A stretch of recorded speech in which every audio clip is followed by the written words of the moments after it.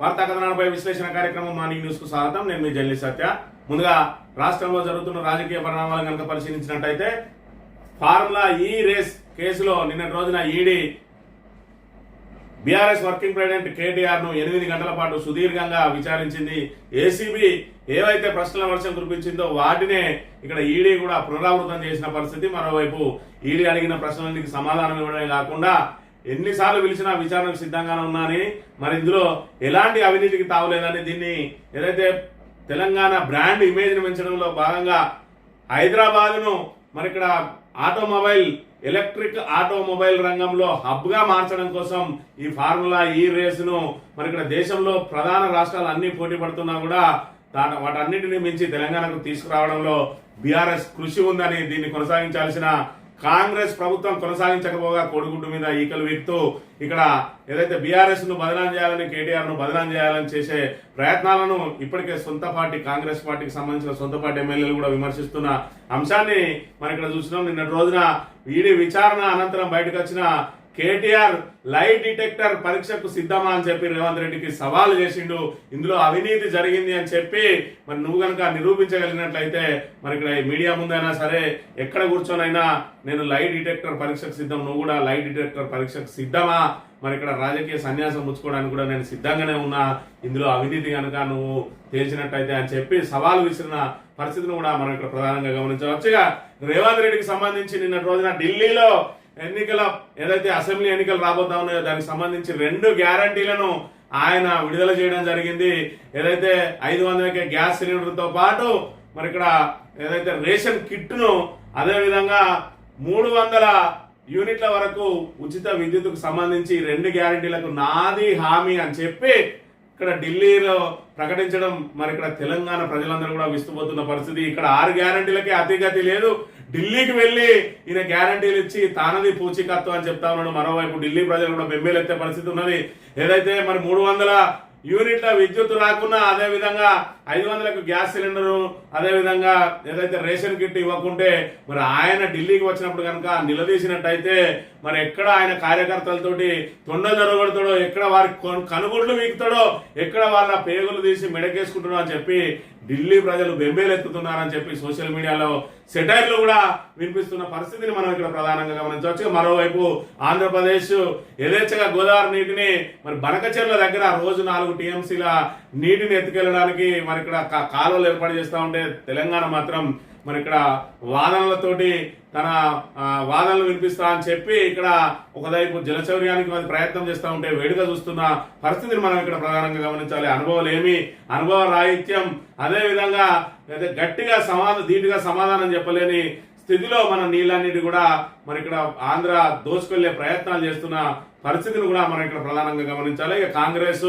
విలువలతో కూడిన రాజకీయాలు చేయాలని చెప్పి ఏదైతే ప్రకటనలు చేస్తా ఉన్నదో దానికి సంబంధించి మరి ఇక్కడ విలువల మాట దేవుడెరుగు ఏకంగా ఇళ్ల మీద దాడులకే ప్రోత్సహిస్తున్న పరిస్థితిని కూడా మనం ఇక్కడ ప్రధానంగా గమనించాలి. చొప్పదండి ఎమ్మెల్యే మేడిపల్లి సత్యం ఏదైతే మరి ఇక్కడ మీ ఇళ్ల మీదకి ఆఫీసుల మీదకి వచ్చి దాడి చేస్తా అన్నారు. నిన్నటి రోజున మాజీ ఎమ్మెల్యే సుంకె రవిశంకర్ ఇంటి మీద ఏకంగా దాడికి పాల్పడ్డారు కాంగ్రెస్ గూండాలు.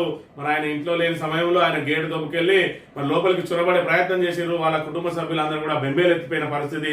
రాష్ట్రంలో ఈ విధంగా రాక్షస పాలన సాగుతా ఉన్నది. ఒకవైపు హోంమంత్రిత్వ శాఖ ముఖ్యమంత్రి చేతిలోనే పెట్టుకొని ఈ రకంగా పోలీసులను ఇష్టారాజ్యంగా వాడుకుంటూ మరి ఇక్కడ పోలీసులతోటి అక్రమ కేసులు, అణచివేతలు మరి చేయడమే కాకుండా ఏకంగా కాంగ్రెస్ కార్యకర్తలతోటి, యువజన కాంగ్రెస్ నాయకులతోటి, ఎన్ఎస్యుఐ నాయకులతోటి ప్రతిపక్షాల మీద భౌతిక దాడులకు ప్రోత్సహిస్తున్న తీరును ఏకంగా ఎమ్మెల్యేలే మరి ప్రకటనలు చేయడం, ఏకంగా ముఖ్యమంత్రి ప్రకటనలు చేయడం, మీరు బయట తిరగలేరు, మీ మీద దాడులు చేస్తామని చెప్పి ప్రకటించడం, ఆ వెంటనే దాడులు జరగడం.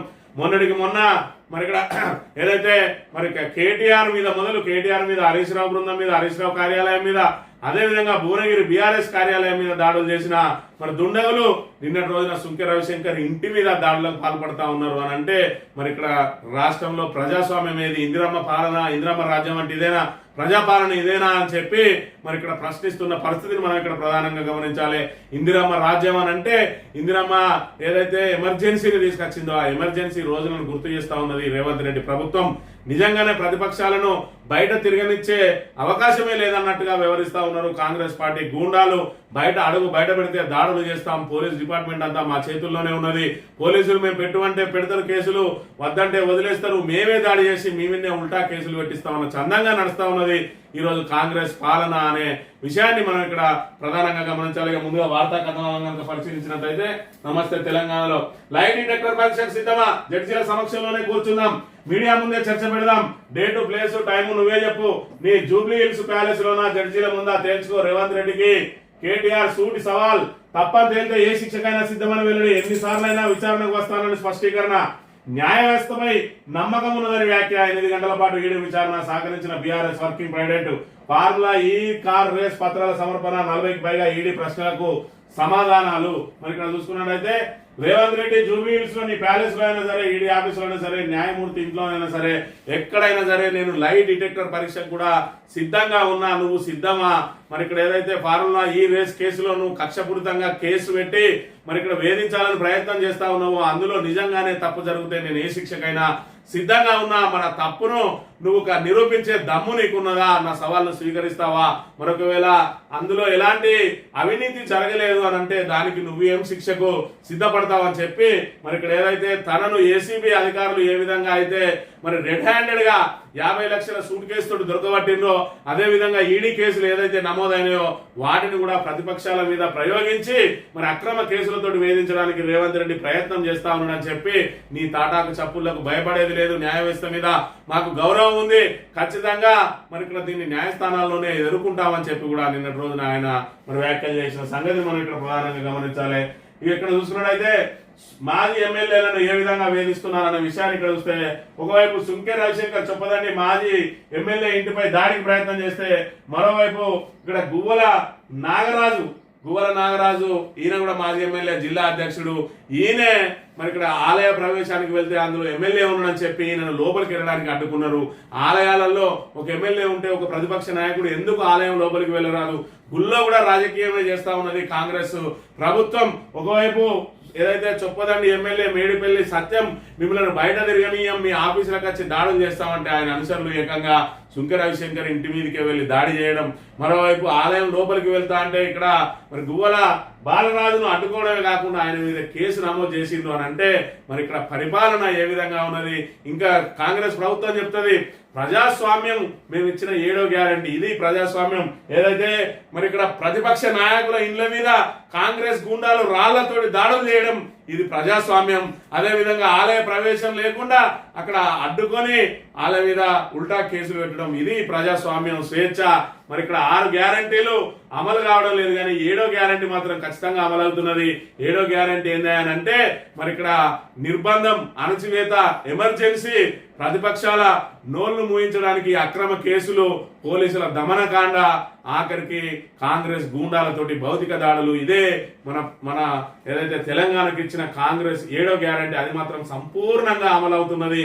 ప్రశ్నిస్తే కేసులు, మరి ఇక్కడ ఏదైతే నిరసిస్తే వాళ్ళ మీద అణచివేతలు, మరి ఇక్కడ ఏదైతే ఏకంగా ఇళ్ల మీద దాడులు, ఇది ప్రస్తుత పరిస్థితి తెలంగాణలో నెలకొన్నది. మరోవైపు తెలంగాణకు హోంమంత్రి లేడు, హోంమంత్రితో శాఖను చేతిలో పెట్టుకున్న రేవంత్ రెడ్డి, దాని మీద కనీస సమీక్ష లేదు.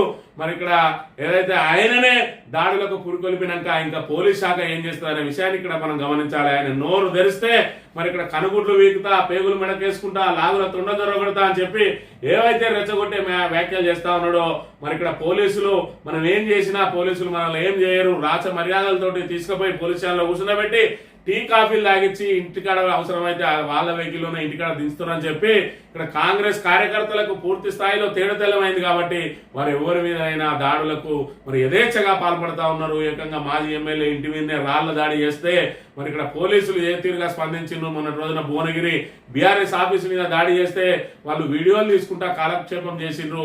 ఏకంగా పోలీసు మరి జీబులో ముందర కూర్చుకుంటా పెట్టుకుని సకల మర్యాదలతోటి ఆయన వాయిస్ ను ఇస్తే వెనక పోలీసే కూర్చొని ఆ వాయిస్ అంతా కూడా రికార్డు చేసి సోషల్ మీడియాలో పెట్టిరు అని అంటే వాళ్ళ పరిస్థితి ఏ విధంగా ఉన్నది? రాక్షస పాలన ఏ విధంగా ఉన్నది? ఇందిరమ్మ రాజ్యం కాదు, ఎమర్జెన్సీ రాజ్యం. ఇందిరమ్మ రాజ్యంలో 1975 ఏదైతే ఎమర్జెన్సీ విధించిందో, ఈ రోజు రాష్ట్రంలో ఎమర్జెన్సీ పాలన నడుస్తా ఉన్నది రేవంత్ రెడ్డి ప్రభుత్వంలో అనే విషయాన్ని ఇక్కడ మనం ప్రధానంగా గమనించాలి. ఇక్కడ చూసుకున్నట్టయితే ఆంధ్ర ప్రాంతం మరి ఆంధ్ర ప్రదేశ్ మన తెలంగాణ వాటా నీటిని ఏ విధంగా జలచౌర్యానికి పాల్పడుతుందో కనుక ఒకసారి చూసినట్టయితే రోజుకు 4 టీఎంసీలు గోదావరి నుంచి తరలించే కుతంత్రం ఏపీ ప్రభుత్వం చేపట్టిన గోదావరి బనకచెర్ల ప్రాజెక్టు తెలంగాణకు ఘోర శాపంగా మారనుంది. కృష్ణా జలాల తడాలోనే గోదావరి జలాలను చెరబట్టే కుతంత్రం ఇందులో దాగి ఉంది. బనకచెర్ల వెనుక ఆంధ్రప్రదేశ్ భారీ స్కెచ్. పోలవరం కుడి ఎడమ కాలువల ద్వారా గోదావరి జలాశయాలను తరలించేలా పన్నాగం. టీఎస్సీ నిబంధనల విరుద్ధంగా ప్రాజెక్టు నిర్మాణం. అంతకంతకు కాలువల సామర్థ్యం పెంపు. 3 అధిక సామర్థ్యంతో పనులు. వాటిపై ఎక్కడ పడితే అక్కడ అదనపు లిఫ్ట్లు. పక్కా స్కెచ్ తోనే పెన్నాకు గోదావరి మళ్లింపు అని చెప్పి పెన్నా నదికి గోదావరి నీళ్లను తరలించి మరి ఇక్కడ ఏదైతే ఆంధ్రాలో 3వ పంటకు సంపూర్ణంగా సాగునీరు అందించే లక్ష్యంతో అది పనిచేస్తా ఉన్నది. ఒకవైపు కృష్ణా జలాల శౌర్యానికి పాల్పడతా ఉంటే ఇప్పుడు తాజాగా బనకచెర్ల దగ్గర గోదావరి నీటిని కూడా తరలించకపోయే కుట్రలు జరుగుతూ ఉంటే మన కాంగ్రెస్ ప్రభుత్వం మాత్రం వేడుక చూస్తా ఉన్నది. ఇక్కడ ట్రిబ్యునల్లకు ఫిర్యాదులు ఇచ్చుడు, వాటా తేల్చాలని ఇక్కడ కృష్ణా నీటి కేటాయింపులపై విచారణ జరుపుతాం. ముందుగా సెక్షన్ 3 పైనే వాదనలు వింటా తేల్చెప్పిన బ్రిజేష్ కుమార్. ట్రిబ్యునల్ వచ్చే నెల 19 నుంచి 21 వరకు విచారణ. ప్రాజెక్టుల వారి కేటాయింపులు తేల్చాలన్న ఏపీ వాదనను కొట్టి పారేసిన ట్రిబ్యునల్ వాటాలు తేల్చడమే ప్రాధాన్యమని స్పష్టీకరణ. ఫలించిన బీఆర్ఎస్ 10 ఏళ్ల పోరాటం అని చెప్పి ఒకవైపు బీఆర్ఎస్ ప్రభుత్వం 10 ఏళ్లలో ఇటు ఏదైతే ఏపీని ఇక్కడ అడుగుపెట్టకుండా వాళ్ళ ప్రాజెక్టులు ఏవి సాగకుండా మరి ఇక్కడ కృష్ణా బ్యారేజీని మన చేతిలోనే పెట్టుకున్నది. ఇటు ఆ గోదావరి ప్రాంతాన్ని అంతా కూడా మన చేతిలో పెట్టుకుంటే కాంగ్రెస్ ప్రభుత్వం వచ్చిన వెంటనే కృష్ణా ప్రాజెక్టులు అన్నింటినీ కూడా కేఆర్ఎంబి చేతికి అప్పచెప్పి ఈరోజు తాగునీరు కావాలన్నా కూడా కేఆర్ఎంబి పర్మిషన్ తీసుకునే దుస్థితికి తీసుకొచ్చింది కాంగ్రెస్ ప్రభుత్వం. మరోవైపు 10 ఏళ్ల పోరాట ఫలితంగా ఈరోజు వాటాల వారిగా ఏదైతే సెక్షన్ 3 ప్రకారం ఇక్కడ వాటాలు తెలుస్తా ఉన్నది. ప్రాజెక్టుల వారిగా ఏదైతే నదుల వారిగా ప్రాజెక్టుల వారిగా కాకుండా మరి ఇక్కడ ఏదైతే అలొకేషన్ వారిగా దీని వాదనలు వింటామని చెప్పిన పరిస్థితి. ఒకవైపు ఇక్కడ జలచౌర్యానికి పాల్పడతా ఉంటే అడ్డుకోవాల్సిన కాంగ్రెస్ ప్రభుత్వం వేడుక చూస్తా ఉంటే ఇక్కడ ట్రిబ్యునల్ మాత్రం మనకు అనుకూలంగా ఉన్నది. ట్రిబ్యునల్ అనుకూలంగా ఉన్నప్పటికీ కూడా కాంగ్రెస్ ప్రభుత్వం ఆంధ్రప్రదేశ్ జలచౌర్యాన్ని కట్టడి చేయడంలో మాత్రం విఫలమవుతున్న పరిస్థితి నెలకొన్న అంశాన్ని మనం ఇక్కడ చూడాలి. ఇక్కడ చూసుకున్నట్లయితే ఇక ఫిరాయింపు ఎమ్మెల్యేలు ఎవరైతే మరి ఇక్కడ తాము పార్టీ మారినామని బహిరంగంగా చెప్పుకుంటున్న స్పీకర్ ఇప్పటి వరకు కనీసం అనర్హత వేటు వేయలేదు. మరోవైపు ఫిరాయింపు ఎమ్మెల్యే దారుడికి పిఎస్సి చైర్మన్ ఏదైతే పబ్లిక్ అకౌంట్స్ కమిటీ అంటే ఇటు ప్రభుత్వానికి ఇటు ప్రతిపక్షం రెండు కలిపి పారదర్శకంగా మరి ఇక్కడ ప్రజలకు పాలన అందించాలి.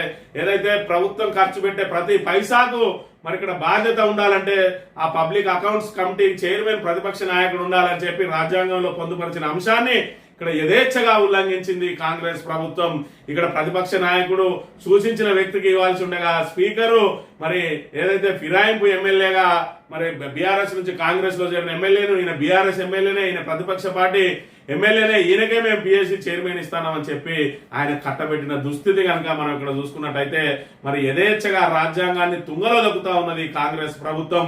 మరోవైపు ఏదైతే ఫిరాయింపు ఎమ్మెల్యేల మీద చర్యలు తీసుకోవాలంటే దాన్ని తీసుకొచ్చి ఆ పిటిషన్లు అన్నింటినీ కూడా తొక్కిపెట్టిండు స్పీకరు.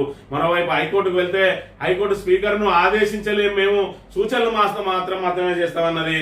దాంతో సుప్రీంకోర్టు తలుపు తట్టింది ఈ రోజు బీఆర్ఎస్ పార్టీ. మరి ఇక్కడ సుప్రీంకోర్టు చూసుకున్నట్టయితే గతంలో మరి మణిపూర్కు సంబంధించిన ఎమ్మెల్యేల మీద ఆల్రెడీ వేటు వేసింది. స్పీకరు నిర్ణయం తీసుకోకుండా స్పీకర్ కు కొంత టైం పెట్టి ఆ టైం లోపల కనుక తీసుకోకపోతే సుప్రీంకోర్టు జోక్యం చేసుకుని అనర్హత వేటు వేసిన అంశాన్ని మనం గతంలో చూసినాం. ఇప్పుడు కూడా అదే జరగబోతా ఉన్నది. ఇదే జరిగితే మరి ఇక్కడ 10 అసెంబ్లీ నియోజకవర్గాల్లో ఉప ఎన్నికలు రాబోతా ఉన్నాయి తెలంగాణలో త్వరలో. మరి సుప్రీంకోర్టు దీనికి ఇంకా నెంబరింగ్ కాలేదు. నెంబరింగ్ అయితే మరి వెంటనే విచారణ జరిగే అవకాశం ఉంటుంది. వెంటనే విచారణ జరిగితే ఖచ్చితంగా కూడా మరి ఇక్కడ పార్టీ ఫిరాయించినట్టుగా తగిన ఆధారాలు మరి ఇక్కడ ఫోటో క్లిప్పింగ్లు అదేవిధంగా వీడియో క్లిప్పింగ్లు అదేవిధంగా పార్టీ మారిన వారు స్వయంగా మరి మేము పార్టీ కాంగ్రెస్ లో చేరినామని కాంగ్రెస్ సమావేశాల్లో పాల్గొన్న మరి వీటన్ని వీడియో క్లిప్పులు కూడా సుప్రీంకోర్టుకు సమర్పించింది. త్వరలోనే ఖచ్చితంగా సుప్రీంకోర్టు జోక్యం చేసుకుని స్పీకర్ కు మరి 3 వారాల్లో 4 వారాల్లో ఆదేశాలు ఇచ్చి ఆ 4 వారాల లోపు కనుక ఇక్కడ స్పీకర్ నిర్ణయం తీసుకునే పక్షంలో ఖచ్చితంగా సుప్రీంకోర్టే వేటు వేసే అవకాశం ఉన్నాయి. కాబట్టి రాబోయే రోజులలో ఖచ్చితంగా మరి 2 నెలలనో లేకపోతే 3 నెలలనో ఉప ఎన్నికల ప్రక్రియ రాబోతుంది తెలంగాణలో అనే విషయాన్ని ఇక్కడ మనం ప్రధానంగా చూడవచ్చు. పగల కాంగ్రెస్ రాత్రి బీజేపీ 2 పార్టీలతో ముఖ్యమంత్రి రేవంత్ సంబంధం. మహారాష్ట్ర తరాలో ఢిల్లీలోని అబద్ధాలు నాడు తెలంగాణ బలిదేవత అన్న రేవంత్ నేడు అదే నోటితో సోనియా గాంధీపై ప్రశంసలు, రాహుల్ అపాయింట్మెంట్ కోసమే ఇదంతా, ఈడీని ప్రభావితం చేసేలా కాంగ్రెస్ నేతల వ్యాఖ్యలు, కేటీఆర్ టార్గెట్ గా కాంగ్రెస్ బీజేపీ నేతల మాటలు, న్యాయ వ్యవస్థపై మాకు పూర్తి నమ్మకం ఉన్నది బీఆర్ఎస్ నేత మాజీ మంత్రి వేముల ప్రశాంత్ రెడ్డి. మరి ఇక్కడ చూసుకున్నట్టయితే రేవంత్ రెడ్డి అంటగాగుతా ఉన్నాడు ఇటు బీజేపీ తోటి, పగలు కాంగ్రెస్ రాత్రి బీజేపీ అని చెప్పి. మరి ఇక్కడ బీజేపీ నాయకుల మాటలు కూడా విన్నట్టయితే మరి ఖచ్చితంగా రేవంత్ రెడ్డి చేపట్టే ప్రతి కార్యక్రమానికి కూడా బీజేపీ నేతలు బాహాటంగానే మద్దతు పలుకుతా ఉన్నారు. మరోవైపు కేటీఆర్ కు ఏదైతే కేటీఆర్ మీద అక్రమంగా ఈడీ కేసు పెట్టిందో అది మరి దానికి సంబంధించి ఒక్క పైసా కూడా మరి ఇక్కడ వృధా కాలేదు, ఒక్క పైసా కూడా ఎవరి జేబుల్లోకి వెళ్ళలేదు. దాన్ని కొనసాగించి తెలంగాణ బ్రాండ్ ఇమేజ్ ను పెంచాల్సిన ప్రభుత్వం ఒకవైపు మరి అక్కడ దాన్ని కొనసాగించకుండా చేతులెత్తేసి ఈ రోజు తెలంగాణకు తీరని అన్యాయం చేసింది కాంగ్రెస్ ప్రభుత్వం. మరి ఇక్కడ 55 కోట్లు వృధా అయినాయి అని అంటే దానికి ప్రధాన కారణం రేవంత్ రెడ్డి. మరి ఆయన గత ప్రభుత్వం తీసుకున్న నిర్ణయం ఏదైతే ఉన్నదో దాన్ని కొనసాగించి అవసరమైతే ఒక స్పాన్సర్ ను తీసుకొచ్చి ఈ 55 కోట్లు ఏవైతే కట్టినరో అవి స్పాన్సర్ ద్వారా ప్రభుత్వానికి రికవరీ చేయించి ఆ ఫార్ములా ఈ రేస్ కనుక ఇక్కడ మరి తిరిగి కొనసాగించినట్టే మరిన్ని పెట్టుబడులు వచ్చే అవకాశం ఉండేది. కేటీఆర్ బీఆర్ఎస్ ప్రభుత్వం ఏదైతే ఆకాంక్షించిందో మరి ఇక్కడ ఆటోమొబైల్ రంగంలో ఎలక్ట్రిక్ ఆటోమొబైల్ రంగానికి ఇక్కడ హైదరాబాద్ ను హబ్ గా చేద్దామని చెప్పి ఏదైతే చేసిండ్రో దానికి గండి కొట్టింది ఈ రోజు కాంగ్రెస్ ప్రభుత్వం. పైపెచ్చు కోడిగుడ్డు మీద ఈకలు వీక్తా ఉంటే బీజేపీ నాయకులు దానికి సపోర్ట్లు కొడతా ఉన్నారు అని అంటే మరి ఇక్కడ పగలు కాంగ్రెస్, రాత్రి బీజేపీ రేవంత్ రెడ్డి అంటగాగుతున్న పరిస్థితి. మరోవైపు కాంగ్రెస్ అధిష్టానం ఎప్పుడూ తన సీటును లాగేయాలని చూసినా కూడా బీజేపీ సహకారం తీసుకోవడానికి రేవంత్ రెడ్డి సిద్ధంగా ఉన్నాడు. అందుకే వాళ్ళతోటి సత్సంబంధాలు కొనసాగిస్తా ఉన్నాడు. దానికి ఆయనకున్న ఆర్ఎస్ఎస్ నేపథ్యమే మరి దీనికి ప్రధానంగా ఆయనను కాపాడుకుంటూ వస్తూ ఉన్నది. మరోవైపు ఆయనకు ఆర్థికంగా చేయూతనివ్వడానికి ఆదాని కూడా సిద్ధంగా ఉన్నాడు. దానికోసమే ఆయనకు రెడ్ కార్పెట్ వేసి ఆయన సిమెంట్ ఫ్యాక్టరీకి ఆగమేఘాల మీద ఆయనకు అనుమతులు ఇచ్చిండు. ఆయన 12,400 కోట్లు పెట్టుబడుల కోసం రెడ్ కార్పెట్ వేసిండు. మరోవైపు ఆయన 100 కోట్లు అప్పనంగా స్కిల్ యూనివర్సిటీ కూడా ఇస్తే మరి ఇక్కడ అయితే విమర్శలు వచ్చినాయో, రాహుల్ గాంధీ మీద విమర్శలు వచ్చినాయో దాంతో ఈయన నిరాకరించిన పరిస్థితి. అయినప్పటికీ కూడా వాళ్ళ బంధం మాత్రం అదే విధంగా కొనసాగుతా ఉన్నది. ఆర్ఎస్ఎస్ బంధం, అదే విధంగా బీజేపీ రేవంత్ల బంధం కొనసాగుతున్నది అని చెప్పి ఇక్కడ బీఆర్ఎస్ ఆరోపిస్తున్న అంశాన్ని మనం ఇక్కడ ప్రధానంగా గమనించాలి. సైఫ్ అలీ ఖాన్ కు కత్తిపోట్లు, ముంబైలోని ఇంట్లోకి చొరబడి దాడి చేసిన దుండగుడు, ప్రాణాపాయం లేదని వైద్యుల వెల్లడి. ఏదైతే బాలీవుడ్ మరి సూపర్ స్టార్ యాక్టర్ ఎవరైతే సైఫ్ అలీ ఖాన్ ఉన్నాడో వాళ్ళ ఇంట్లోకి ఒక దుండగుడు చొరబడి మరి ఇక్కడ ఏదైతే ఆ వెంటిలేటర్ ద్వారా లోపలికి పోయినట్టు ఆ వెంటిలేటర్ ద్వారా లోపలికి పోయి ఆయన మీద ఏకంగా కత్తిపోట్లకు పాల్పడ్డాడు. ఆయన సీరియస్ గా ఉంటే ఆయన ఆసుపత్రికి తరలించారు. ప్రస్తుతం ప్రాణాపాయ స్థితి నుంచి తప్పుకున్నాడు. మరి ఇక్కడ వందలాది మంది ఏదైనా ప్రమాదంలో చిక్కుకుంటే ఒంటి చేత్తో కాపాడే హీరోలు మరి నిజ జీవితంలో ఏ విధంగా ఉంటారు అనేది మరి మరోసారి తేటతెల్లమైన అంశాన్ని కూడా మనం ఇక్కడ ప్రధానంగా గమనించవచ్చు. ఇక ఛత్తీస్గఢ్ బీజాపూర్ లో మరో భారీ ఎన్కౌంటర్ జరిగింది. సుమారు 12 మంది నక్సల్స్ ఎన్కౌంటర్ అయినట.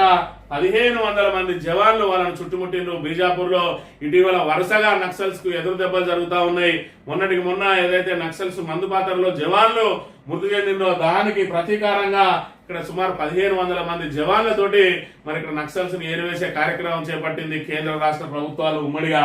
దాంతో 12 మంది నక్సల్స్ హతమైంది. ఇంకా సంఖ్య పెరిగే అవకాశం ఉన్నది అని కూడా చెప్తున్న పరిస్థితిని మనం ఇక్కడ ప్రధానంగా గమనించాలి. ఇక్కడ చూసుకున్నట్లయితే RRR కు సంబంధించి రీజనల్ రింగ్ రోడ్ ఏదైతే ఉన్నదో ఆ రీజనల్ రింగ్ రోడ్ ఉత్తర భాగాన్ని ఆల్రెడీ కేంద్ర ప్రభుత్వం టెండర్లు పిలిచింది. దక్షిణ భాగాన్ని కూడా మీరే నిర్వహించాలని మరి ఇక్కడ ప్రభుత్వం విజ్ఞప్తి చేసింది. గత బీఆర్ఎస్ ప్రభుత్వమే ఏదైతే RRR కు సంబంధించి 2 విభాగాలుగా విభజించింది. RRR ను పూర్తిగా కేంద్రమే చేపట్టాలని చెప్పి ఏదైతే ప్రతిపాదన చేసిందో కేంద్ర ప్రభుత్వం అప్పుడే 2గా విభజించింది. మరి దక్షిణ భాగానికి కొంచెం ట్రాఫిక్ నియంత్రణ మరి తక్కువగా ఉన్నది. మరి ఎక్కువగా ట్రాఫిక్ ఉన్నటువంటి ఏదైతే ఉత్తర భాగాన్ని ముందుగా చేపడదామని చెప్పి దానికి సంబంధించిన ప్రణాళికలు రూపొందించి ఏదైతే భూసేకరణలో ఆలస్యం జరిగిందో దానికి సంబంధించి టెండర్ల ప్రక్రియ లేట్ అయింది. ఇప్పుడు దాన్ని మరి పట్టాలు ఎక్కింది ఆల్రెడీ ఉత్తర భాగం.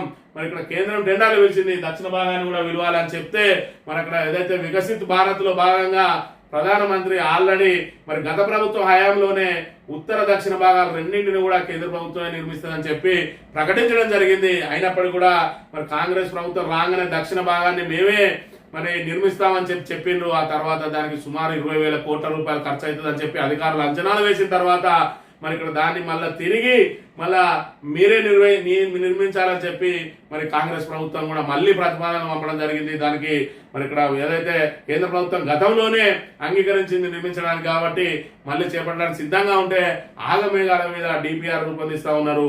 మరి డిపిఆర్ రూపొందించేది కార్యక్రమం ఏదైతే ఉన్నదో, అలైన్మెంట్ కార్యక్రమం ఏదైతే ఉన్నదో అదంతా కూడా కేంద్ర ప్రభుత్వమే చూసుకుంటది. మరి పూర్తిగా కేంద్ర ప్రభుత్వం నిర్మిస్తామని చెప్పిన తర్వాత డిపిఆర్ కోసం వీళ్ళు ఎందుకు టెండర్లు పిలుస్తా ఉన్నారు అనేది ప్రస్తుతం ఇక్కడ మరి చర్చనీయాంశంగా మారింది. ప్రభుత్వం మరి కేంద్ర ప్రభుత్వం తీసుకునే ఏదైతే దక్షిణ భాగం నిర్మాణానికి కేంద్ర ప్రభుత్వం చూసుకుంటుంది, కానీ దీనికి రాష్ట్ర ప్రభుత్వానికి ఏ సంబంధం అనే విమర్శలు కూడా వెలువడుతున్న అంశాన్ని మనం ఇక్కడ ప్రధానంగా గమనించాలి. సాక్షి దినపత్రిక విషయానికి వస్తే సెక్షన్ 3 ప్రకారమే కృష్ణా జలాల పునఃపంపిణీ, బ్రిజేష్ కుమార్ ట్రిబ్యునల్ తాజా నిర్ణయంతో మార్గం సుగమం అని. మరొక వైపు ఇక్కడ ట్రిబ్యునల్ కు సంబంధించి మనకు పూర్తి స్థాయిలో ట్రిబ్యునల్ అనుకూలంగా ఉన్నప్పటికీ ఇక్కడ తెలంగాణ నుంచి భారీ జలచౌర్యానికి పాల్పడుతున్న ఏపీని మాత్రం అదే స్థాయిలో నిలువరించలేకపోతా ఉన్నది రేవంత్ రెడ్డి ప్రభుత్వం. దానికి ప్రధానంగా అక్కడ గురువు మరి ముఖ్యమంత్రిగా ఉన్నాడు కాబట్టి శిష్యుడు ఆయనకు అడ్డు చెప్పలేకపోతా ఉన్నాడని చెప్పి విమర్శలు కూడా వినబడుతున్న పరిస్థితిని మనం ఇక్కడ ప్రధానంగా గమనించాలి. ఏ ప్రాజెక్టులకు అటవీ అనుమతులు ఇవ్వండి, అనుమతులు రాక ఆగిన 161 ప్రాజెక్టులు, ఆర్టీసీ బస్సులను ఎలక్ట్రిక్ బస్సులుగా మార్చేందుకు సహకరించండి, కేంద్ర మంత్రులకు ముఖ్యమంత్రి రేవంత్ రెడ్డి వినతులు, భూపేంద్ర యాదవ్ కుమారస్వామిలతో భేటీ అని చెప్పి ఈయన ఎప్పుడు పోయినా కూడా మరి ఈయనకు రాహుల్ గాంధీ అపాయింట్మెంట్ అయితే లభిస్తలేదు, కానీ కేంద్ర మంత్రులు మాత్రం తక్షణమే అపాయింట్మెంట్ ఇస్తా ఉన్నారు ఈయనకు. మరి ఇప్పటి వరకు తెలంగాణకు ₹1 పెట్టుబడి తీసుకొచ్చింది లేదు. ఆ త్రిపులాలకు సంబంధించి కూడా గత ప్రభుత్వ హయాంలో ఏవైతే ప్రతిపాదనలు పంపిందో దానికి అప్పుడే ఆమోదం లభించింది, అదే ఇప్పుడు కొనసాగుతున్నది తప్ప ఒక్క పైసా కూడా ఇప్పటి వరకు తెలంగాణకు ఏ కేంద్ర మంత్రి తన శాఖ నుంచి విధించిన పాపాన పోలేదు. కానీ పోయిన ప్రతిసారి మాత్రం తాను వెళ్లిన కార్యక్రమం ఏదైతే ఉన్నదో, కాంగ్రెస్ పార్టీ పని మీద ఏదైతే వెళ్ళిండో దాన్ని బయటకు పొక్కకుండా మరి నాకు చివాట్లు జరిగే విషయాన్ని కానీ, రాహుల్ గాంధీకి అపాయింట్మెంట్ ఇవ్వని అంశాన్ని కానీ బయటకు కనబడకుండా కేంద్ర మంత్రులు కలిసి ఫోటోలు దిగి ఏదో ఒక ప్రకటనను పేపర్లకు రిలీజ్ చేయడం మాత్రం పరిపాటిగా మారిన అంశాన్ని మనం ఇక్కడ ప్రధానంగా గమనించాలి. ఆంధ్రజ్యోతి విషయానికి వస్తే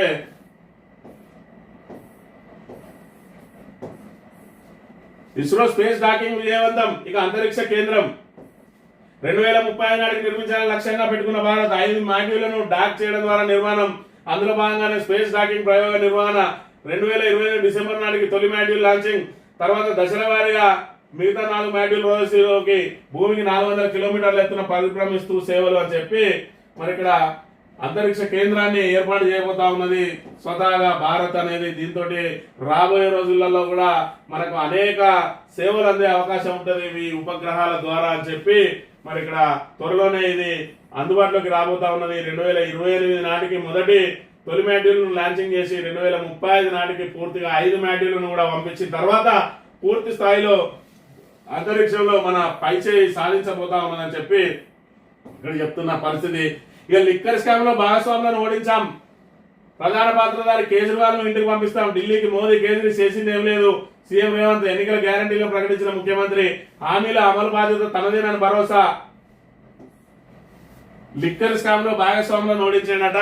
మరి ఇక్కడ ఏదైతే కేజ్రీవాల్ కూడా మరి ఇక్కడ ఆయన కూడా భాగస్వామ్యం కాబట్టి ఆయనను కూడా ఓడించాలి. ఢిల్లీకి మోడీ కేజ్రీవాల్ ఏమి చేయలేట. మోడీ కేజ్రీవాల్ ఏం చేయకపోతే మరి ఆయనను ఈ మొన్నటి వరకు కూడా ఇండి కూటమిలో ఎందుకు కలుపుకున్నారు, మరి ఆయన భాగస్వామిగా ఎందుకు ఉంచుకున్నారు, ఆయన మరి ఆల్రెడీ లిక్కర్ స్కామ్ లో ఇరుక్కున్న దొంగే అని అయితే ఆ దొంగతోటి మీరు ఎందుకు సావాసం చేసిండ్రు అని అంటే వాళ్ళ దగ్గర సమాధానం లేదు. మరోవైపు ఇక్కడ ఏదైతే ఈయన గ్యారంటీలను ప్రకటిస్తా ఉన్నాడో ఆ గ్యారంటీలకు అమలు బాధ్యత ఈయనదేనట. ఏదైతే 2 గ్యారంటీలు ప్రకటించిండు, ఉచిత మరి ఏదైతే 500కే సిలిండర్, ఉచిత విద్యుత్ 300 యూనిట్ల వరకు ఉచిత విద్యుత్ సంబంధించి తెలంగాణలో అతిగతి లేదు. ఈయన ఇచ్చిన 6 గ్యారంటీలకు ఇదే సిలిండర్ ఎంతమందికి 500 అందుతుందో తెలియదు, ఎంతమందికి 200 మరి యూనిట్లు ఫ్రీగా వస్తుందో తెలియదు. ఎన్నికల ముందు మీరు ఎన్ని యూనిట్లన్నా కాల్చుకోండి, 200 యూనిట్ల వరకు మీకు బిల్లు రాదు, ఆ పైన ఎంత కాల్చుకుంటే అంతా అని చెప్పిండు. ఇప్పుడు దాని చేతిలో తెచ్చి 200 యూనిట్ల వరకే అన్నాడు. దానికి అనేక కొర్రీలు పెట్టి ఇప్పటి వరకు ఎంత మందికి అమలు అవుతుందో దానికి లెక్క లేదు, పత్రం లేదు. మరోవైపు 500 గ్యాస్ సిలిండర్ ఎంతమందికి వస్తుందో తెలియదు. మరొక వైపు ఏదైతే రుణమాఫీ ఉన్నాడో రుణమాఫీ ఇస్తానం 2 లక్షలు, మరి 2 లక్షల పై ఉన్న వాళ్ళు కూడా పై డబ్బులు కట్టేసుకొని ఇచ్చేస్తామన్నాడు. 40,000 కోట్లు అవసరం పడతాయి అని చెప్పి స్వయంగా ఆయననే నోటి నుంచి ఏదైతే ప్రకటించిండు. ఇప్పటి వరకు 20,000 కోట్లు మరి చేసి పూర్తి స్థాయిలో చేతులెత్తేసిండు. మరి ఇంకా చెప్పుకునే విధానం ఏ విధంగా ఉన్నదంటే మరి భారతదేశంలో ఏ రాష్ట్రం కూడా ఏకకాలంలో 20,000 కోట్లను రుణమాఫీ చేసింది లేదు. ఆ ఘనత మాదే అని చెప్తాడు. మరి మిగతా వాళ్ళను ఆశల పల్లెకులు ఊరేగించి మరి సుమారు 30-35 లక్షల మందికి ఇక్కడ ఎగనామం పెట్టిండ్రు. మరి 30-35 లక్షల మందికి ప్రకటన ఇచ్చి ఎగనామం పెట్టిన రాష్ట్రం కూడా ఏదైనా ఉన్నదా అని అంటే అది ఖచ్చితంగా తెలంగాణ ప్రభుత్వమే. మరోవైపు ఇక్కడ ఆయన నోటి ద్వారానే ఏదైతే మరి కౌలు రైతులకు 15,000 ఇస్తాం, రైతులకు 15,000 ఇస్తాం, మరి రైతు బంధు 10,000 వేస్తాంది, బుచ్చం వేస్తాను, మేము ఆత్మగౌరవంతో 15,000 ఇస్తామన్నాడు. మరి దాన్ని 12,000 కుదించి ఇప్పుడు ఆయన ముష్టి వేస్తున్న పరిస్థితి. మరి ఇక్కడ ఆయన నోటి ద్వారా ఆయననే ఇక్కడ కుదించిండు 15,000 ఇస్తా అన్నదాన్ని. మరి ఇక్కడ ఈయన గ్యారంటీ ఉండి ఈయన సొంత రాష్ట్రానికి ముఖ్యమంత్రిగా ఉండి అన్ని చేయగలిగి దీన్నే చేయలేకపోతుంది చేతులెత్తేసిన రేవంత్ రెడ్డి ఇలా ఢిల్లీ ప్రజలకు హామీ ఇస్తా ఉన్నాడు. మరి ఏ విధంగా ఉన్నదనంటే మరి ఆయన మాట చూసుకున్నట్టయితే అవ్వకు బువ్వ పెట్టినాడట, మరి పినతల్లికి బంగారు గాజులు చేయిస్తా అన్నట్టు తెలంగాణ ప్రజలకు హామీలు ఇచ్చి తెలంగాణ ప్రజలను ఏ విధంగా అయితే మోసం చేసిండో ఈయన ఢిల్లీకి హామీ ఇస్తా ఉన్నాడు. కేవలం తెలంగాణ ప్రభుత్వం గ్యారంటీలు ఏవైతే అమలు చేయకుండా చితికిల పడ్డదో మరి దీని ప్రభావం ద్వారానే మహారాష్ట్రలో అట్టర్ ఫ్లాప్ లో ఓడిపోయింది కాంగ్రెస్ పార్టీ. అక్కడ మరి ఇక్కడ చూసుకున్నట్టయితే మళ్ళీ ఢిల్లీలో ఏమాత్రం దాని ప్రభావం ఉన్నది కాంగ్రెస్ ప్రభావం. అయినా కూడా కేజ్రీవాల్ తోటి ఆయన గిచ్చి కయ్యం పెట్టుకొని పక్కకు జరిగిండు. ఇలా చూసుకున్నట్టయితే మరి ఢిల్లీలో యాప్ పాలన అనేది యాప్ కి సంబంధించి దాని మీద ఒక క్రేజ్ ఉన్నది. మరోవైపు కేజ్రీవాల్ కేంద్రం వేధించిందని చెప్పి ఒకవైపు ఉంటే ఇప్పుడు కాంగ్రెస్ కూడా వేధిస్తా ఉన్నది. అంటే జాతీయ పార్టీలు ఏమున్నా కూడా ప్రాంతీయ పార్టీలను ఎక్కడికక్కడ అలుముకొని చంపేసే ప్రయత్నాలు చేస్తా ఉన్న పరిస్థితిని మనం ఇక్కడ ప్రధానంగా గమనించాలి. తెలంగాణలో చూసుకున్నట్టయితే ఇక్కడ బీఆర్ఎస్ ఒంటరి పోరాటం చేసింది, ఇటు కాంగ్రెస్ కు వ్యతిరేకంగా అటు బీజేపీకి వ్యతిరేకంగా. ఈ రోజు ఢిల్లీలో చూసుకున్నట్టయితే యాప్ కూడా 2 జాతీయ పార్టీలకు వ్యతిరేకంగా మరి పోరాటం చేస్తా ఉన్నది. ఇక్కడ ప్రాంతీయ పార్టీలు బలంగా ఉన్న చోట మరి ఇక్కడ ఏదైతే అక్రమ కలయికలు ఉంటున్నాయి కాంగ్రెస్ బీజేపీది, మరి ఇక్కడ బద్ధశత్రులైన బీజేపీ కాంగ్రెస్లు ప్రాంతీయ పార్టీలను ఖతం చేయడానికి 2 చేతులు కలుపుతున్న అంశాన్ని కూడా మనం ఇక్కడ ప్రధానంగా గమనించాలి. త్వరలో 8వ వేతన కమిషన్ నియామకానికి ప్రధాని మోడీ ఆమోదం. కేంద్ర ఉద్యోగులు పెన్షనర్లకు శుభవార్త. 2026 జనవరి 1 నుంచి కొత్త జీతాలు గడువులోగా సంప్రదింపులకు కమిషన్. శ్రీహరికోటలో 3వ లాంచ్ ప్యాడ్. 39,985 కోట్ల వ్యయం 4 ఏళ్లలో పూర్తి. విశాఖ ఉక్కుకు 11,500 కోట్ల ప్యాకేజ్ అని చెప్పి మరి కేంద్ర ప్రభుత్వం ఉద్యోగులకు మరి ఇక్కడ శుభవార్త చెప్పింది. కేంద్ర ప్రభుత్వం 8వ వేతన కమిషన్ ఇస్తారట. దాంతో వాళ్లకు మరి వేతనాలు పెరిగే అవకాశం ఉన్న అంశాన్ని కూడా మనం ఇక్కడ ప్రధానంగా గమనించాలి. ప్రాజెక్టుకు సంబంధించిన అంశాన్ని మరి ఇక్కడ తొలుత వాటాల పైనే మరి విచారణ వింటామని చెప్పి ఒకవైపు ట్రిబ్యునల్ మనకు అనుకూలంగా ఉంటే మరోవైపు మాత్రం ఏపీ యథేచ్ఛగా మరి మన నీటిలను చర్యకు పాల్పడతామని రోజు 4 టీఎంసీలను తీసుకుపోయే ప్రయత్నాలు చేస్తా ఉన్నా కూడా ఇక్కడ ప్రభుత్వం ముద్దు నిద్రపోతున్న పరిస్థితిని మనం ఇక్కడ ప్రధానంగా గమనించాలి. ఈ 600 హామీల అమలు. తెలంగాణలో ఏడాదిలోనే 55,000 ప్రభుత్వ ఉద్యోగాలు ఇచ్చాం. ఇవన్నీ కూడా బూటకపు మాటలు. మరి ఇక్కడ 55,000 ఉద్యోగాలలో 30,000 ఉద్యోగాలు కేసీఆర్ హయాంలో పూర్తిగా మరి రాత పరీక్షలు నియామకాలు అన్ని పూర్తయి కేవలం కోర్టు కేసులతో ఆగితే నియామక పత్రాలు మాత్రమే ఇచ్చింది. అంటే వీళ్ళు ఇచ్చిన 25,000 ఉద్యోగాలు మాత్రమే. ఒకవేళ నిజంగానే 55,000 మీరు ఇస్తా అన్నా కూడా మీరు ఇచ్చిన హామీ మొదటి సంవత్సరంలోనే 2 లక్షల ఉద్యోగాలు అన్నారు. ఇప్పటికి 14 నెలలు పూర్తయింది.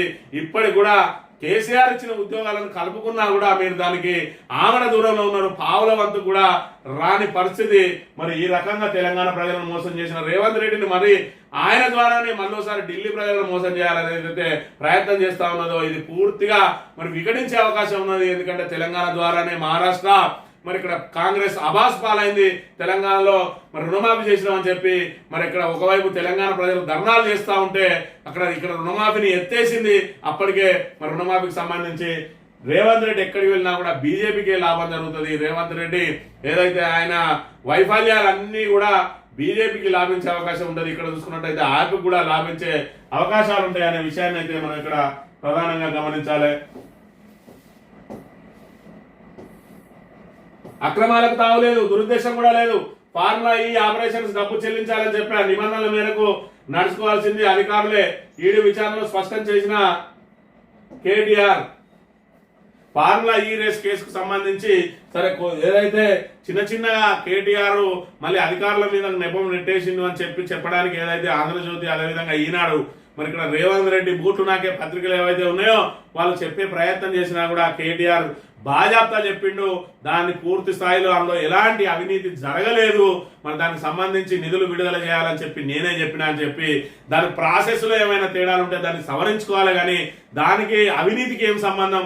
డబ్బులు అనేటి మరి ఎవరికైతే ఇవ్వాలనుకున్నామో అవి ముట్టినాయా లేదా, మరి హెచ్ఎండిఏ ద్వారా ఎందుకు ఇవ్వాల్సి అనుకున్నాం అంటే మరి ఖచ్చితంగా రేపు దాని ద్వారా లబ్ధి పొందేది హెచ్ఎండిఏ అనే నగరానికి. మరి ఇక్కడ ఈ రేస్ కేసు నడిచినప్పుడు 700 కోట్ల మేర లాభాలు జరిగినాయి. మరి దానికి సంబంధించి అనేక సంస్థలు పెట్టుబడులు పెట్టడానికి వచ్చినాయి. ఈ రెండో రేసు కూడా జరిగినట్టయితే రాబోయే రోజుల్లో ఆటోమొబైల్ రంగంలో ఎలక్ట్రిక్ మరి హబ్ గా మారేది ఈ రోజు హైదరాబాద్. దాని ద్వారా పూర్తి స్థాయిలో ఉద్యోగ అవకాశాలు లభించేది, పరిశ్రమలు వచ్చేది, మరి తెలంగాణకు లబ్ధి చేకూరేది.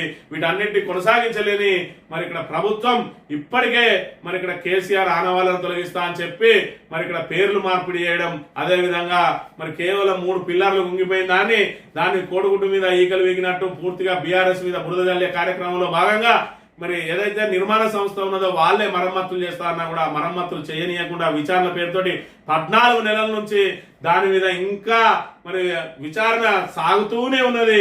దాని ఖచ్చితంగా కాళేశ్వరం మీద కుట్రలు అన్ని ఈ రోజు రైతుల పంట పొలాలను ఫలంగా పెట్టింది కాంగ్రెస్ ప్రభుత్వం. రబీలో పూర్తి స్థాయిలో సాగునీరు అందలేని దుస్థితి నెలకొన్నది. ప్రాజెక్టులలో మరి ఏదైతే రిజర్వాయర్లలో నీళ్లు కూడా అడుగంటిన పరిస్థితి, తాగునీటికి కటకట ఏర్పడే పరిస్థితి ఉన్నది.